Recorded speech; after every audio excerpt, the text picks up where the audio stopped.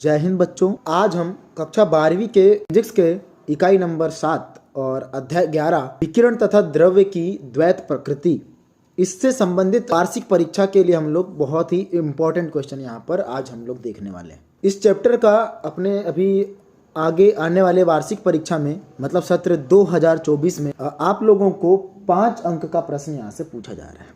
अब 5 अंक मतलब क्या होगा, एक अंक वाले लगभग आपको 5 प्रश्न पूछे जाएंगे। वैसे अगर मैं आप लोगों को इस सत्र के अलावा इससे पहले वाले सत्र की अगर बात करें, पहले वाले सत्र में आप लोगों को 1 अंक के और 2 अंक के सवाल आप लोगों से पूछे गए थे। तो आप लोग क्या करते हैं, पिछले वर्ष के अनुसार इस वर्ष भी अपन लोग क्या करते हैं, 1 अंक और 2 अंक के सवाल ही अपन लोग पढ़ के जाएंगे यहाँ से, समझ गए। वैसे तो आप लोगों का जो अभी नमूना जो आया है पेपर वार्षिक परीक्षा का, है ना, आप लोगों को स्कूल में मिला भी होगा।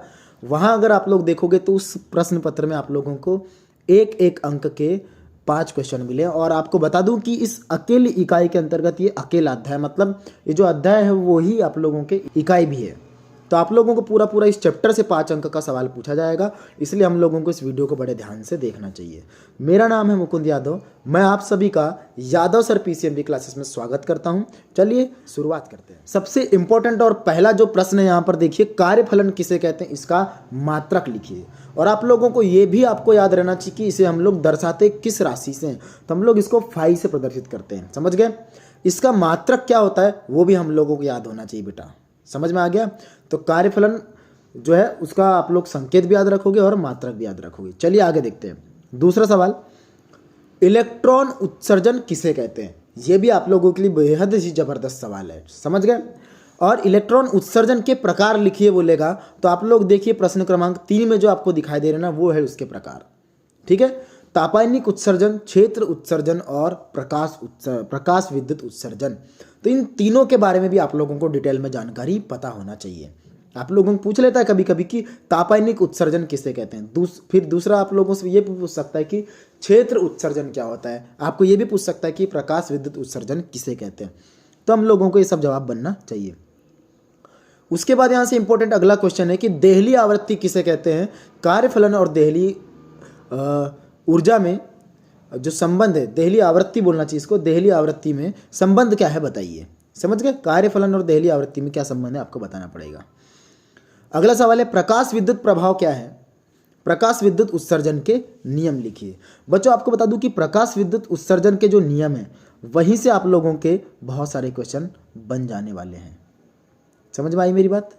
तो प्रकाश विद्युत उत्सर्जन अगर के नियम अगर आप लोग पढ़ लेते हो तो वहां से आप लोगों को सारे क्वेश्चन। अगला क्वेश्चन देखिए, 6वां नंबर का प्रश्न है ये, प्रकाश विद्युत धारा, या उसी को हम लोग ये भी बोल सकते कि प्रकाश इलेक्ट्रॉनों की संख्या को प्रभावित करने वाले कारक कौन से हैं, समझ गए। जैसे कि तीव्रता हो गई, आवृत्ति हो गया, ठीक है ना बेटा। ये तो आप लोग देखना, इनसे रिलेटेड सवाल आपको आता ही है एग्जाम में। अभी आप लोगों को आगे कुछ देखने मिल जाएगा और थ्योरी के रूप में देखिए आगे। तरंग सिद्धांत प्रकाश विद्युत प्रभाव की व्याख्या करने में असफल क्यों होता है, ये 2 अंक का बहुत ही शानदार क्वेश्चन है। अगला है, आइंस्टीन का प्रकाश विद्युत समीकरण लिखिए। आपको सिर्फ समीकरण को याद करके जाना है, समीकरण की व्युत्पत्ति करने नहीं आएगा, क्योंकि यहाँ से उतने बड़े सवाल आते ही नहीं इस चैप्टर से, याद रखिए इस बात को। बड़े सवाल पढ़ने की जरूरत नहीं है, समझ गए।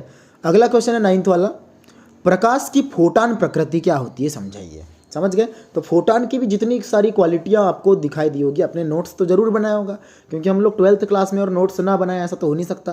तो अपनी नोट्स में आप लोग जरूर देखेंगे प्रकाश की जो फोटान प्रकृति है, तो उसमें फोटान के बहुत सारे गुण भी, विशेषता भी आप लोगों को बताया होगा, उनको सारों को पढ़ना बहुत ही गजब का क्वेश्चन है। तो मैं आपको बता दूं, यहाँ प्रश्न क्रमांक 9 से इसको डिटेल में जरूर पढ़ना। और जो ये प्रकाश विद्युत प्रभाव और प्रकाश विद्युत उत्सर्जन के जो नियम है क्वेश्चन नंबर 5 में, आप लोग इन दोनों सवाल को अच्छे डिटेल से पढ़ना है ना, यहीं से आपके 1 नंबर के ज़्यादा सवाल बनने वाले हैं। विकिरण की द्वैत प्रकृति क्या होती है, 10वां क्वेश्चन है आपका, ये भी बहुत इंपॉर्टेंट सवाल है। 11वां प्रश्न क्या बोलता है, डी ब्रॉगली तरंगे या द्रव्य तरंगे किसे कहते हैं, इनकी विशेषताएं लिखिए। तो बेटा द्रव्य तरंगों की विशेषताएं ये तो वार्षिक परीक्षा में पहले आ चुका है। आगे देखिए प्रश्न क्रमांक 12वां देखिए, डी ब्रॉगली का तरंग समीकरण लिखिए। तो तरंग समीकरण भी आप लोगों को याद करना है, इससे भी संबंधित सवाल आपसे बन जाते हैं। फोटान के गुण लिखिए। देखिए मैं जो अभी आपको बोल रहा था ना, वही सवाल यहाँ पे आ चुका है। अगला देखिए, फोटान की ऊर्जा का सूत्र लिखिए, जो कि प्लांक का जो सिद्धांत था ना उसी के द्वारा आप लोगों को पता चलेगा। निरोधी विभव की परिभाषा, ये भी प्रश्न जो है वो आया हुआ सवाल है। और इधर से जो उत्सर्जन के जो प्रकार थे वो भी एग्जाम में आए हुए सवाल हैं। अब आगे मैं आप लोगों के लिए ध्यान से देखिए, यहाँ पे कुछ चीज़ें आप लोगों को याद रखने योग्य है बेटा। ये 1 नंबर में कभी भी पूछे जा सकते हैं। जो आप लोगों को दिखाई दे रहा होगा यहाँ से लिखा है ना, याद रखिए। इलेक्ट्रॉन परमाणु का मूल कण है, इलेक्ट्रॉन का विराम द्रव्यमान कितना होता है, आवेश कितना होता है ना, और विशिष्ट आवेश कितना होता है। उसके बाद आप लोग जो बाजू में जो नोट लिखा हुआ है कि इसमें किसकी इलेक्ट्रॉन की खोज किसने किया, प्रोटॉन की किसने किया, इलेक्ट्रॉन की और न्यूट्रॉन की खोज किसने किया, इनका द्रव्यमान कितना होता है, आवेश कितना होता है, संकेत क्या होता है, ये सब दिया हुआ है। तो ये आप लोग इस पेज को एक बार ध्यान से पढ़ लेना, बस समझ गए ना अच्छे से। उसके बाद यहाँ पे कुछ धातु के कार्यफलन दिए गए हैं, ये भी आप लोगों को एग्जाम में पूछ लिया जाता है। जैसे कि आप लोगों से पूछ लेगा कि सोडियम का कार्यफलन कितना होता है, तो आपको बोलना पड़ेगा 2.75 इलेक्ट्रॉन वोल्ट। ठीक है बेटा, तो कार्यफलन का मात्रक इलेक्ट्रॉन वोल्ट होता है, याद रखना। तो यहाँ से कुछ जो धातु है उनके आप लोग कार्यफलन का मान याद रख सकते हैं। अब यहाँ से सवाल आप लोगों से पूछ लिया जाता है, फोटान का विराम द्रव्यमान है ना, फोटान का गतिक द्रव्यमान कितना होता है, फोटान की ऊर्जा कितनी होती है, फोटान का संवेग क्या होता है। ठीक है, फोटान जो है वो आवेशित है कि अनावेशित है, तो यह सीधे सीधे दिखाई दे रहा है अनावेशित कण है, समझ गए। तो यहाँ पर आप लोगों को ये जो जितने भी आप लोगों को पॉइंट यहाँ पे दिखाई दे रहे हैं, ये सारा आप लोग बड़े ध्यान से पढ़ लेंगे। समझ में आ गई बात। चलिए अगला देखिए, अगले पेज में चलते हैं। और ये जो 2 पॉइंट आप लोगों को यहाँ पे दिखाई दे रहे हैं, 2 नहीं यहाँ पे 4 पॉइंट है आपके सामने, तो ये भी आप लोगों के लिए बहुत शानदार है, इनको भी आप लोग जरूर पढ़ना। जैसे बोल रहा है कि फोटो इलेक्ट्रॉन की अधिकतम ऊर्जा जो है, गतिज ऊर्जा जो है वो आपतित प्रकाश की आवृत्ति पर निर्भर करती है, तीव्रता पर निर्भर नहीं करती। ये आप लोगों को सवाल कभी कभी पूछ लेता है। प्रकाश विद्युत धारा जो है आपतित प्रकाश की तीव्रता के अनुक्रमानुपाती होती है, जबकि आवृत्ति पर निर्भर नहीं करती है। अब जैसे आप लोग देखिए, सिंपल सा सवाल है, जो मैंने बोला था ना, फोटान की ऊर्जा का सूत्र लिखिए। तो अगर आप लोगों को सिर्फ इतना सा याद है कि E बराबर h न्यू, तो सवाल में E भी दे के रखा हुआ है, मतलब H का मान दे के रखा हुआ है, प्लांक नीयतांक का मान और आवृत्ति का मान दे के रखा है। बस आपको गुणा भाग भर करना है बस यहाँ पे, तो सीधे सीधे आप लोगों का जवाब आ जाएगा। तो देखिए इतना सिंपल रहता है सूत्र याद करने से। और यहाँ पर देखिए आप लोगों को कार्यफलन का मान दे के रखा हुआ है ना, और प्लांक नीयतांक का मान दे के रखा हुआ है। बस आपको फाई का मान ज्ञात करना है, फाई का नहीं, किसका, देहली आवृत्ति का मान आप लोगों को ज्ञात करना था। देखिए ये देहली आवृत्ति और कार्यफलन में संबंध है। इसके बाद क्योंकि इस अध्याय से आपको एक एक अंक के क्वेश्चन आएंगे, तो हमको यहाँ से न्यू टाइप पढ़ना बहुत जरूरी है, खाली स्थान, सत्य असत्य, सही जोड़ी, ये सब पढ़ना बहुत जरूरी होता है। तो आप लोग यहाँ से देख सकते हैं, बहुत ही जबरदस्त सवाल है यहाँ पे, है ना, जो दिया हुआ है। इनका आंसर भी आपके सामने है बेटा, इनको आप लोग जरूर एक बार पढ़ लेना।